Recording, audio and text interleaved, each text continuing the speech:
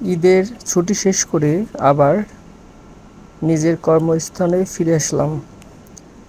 আর আবারও সেই খাবার, মানে আমাদের এখানের বিখ্যাত খাবার এটা।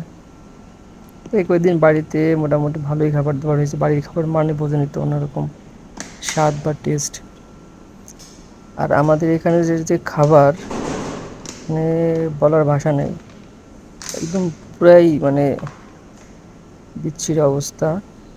মানে মানুষ বলে না যে মানুষ বাঁচার জন্য খায়, তা আমরা এখানে যারা আছি ওইরকম একটা অবস্থা, বাঁচার জন্য খাই। তিন বেলা শুধু ভাত খাই পেটটারে মানে মোটামুটি ভরার জন্য, শক্তি সঞ্চয় করার জন্য বা জোগাড় করার জন্য, এছাড়া আর কিছু না। মাঝে দেখা গেছে মাসে দু একবার একটু টেস্ট নিয়ে খাওয়া যায়, আর পুরোটা দিনই মনে করেন একদম টেস্ট ছাড়া। এরকম খাবার মানে বাজে খাবার রান্না আমি কোথাও খাইনি। কিছু করার নেই ভাই, খাইতেই হবে।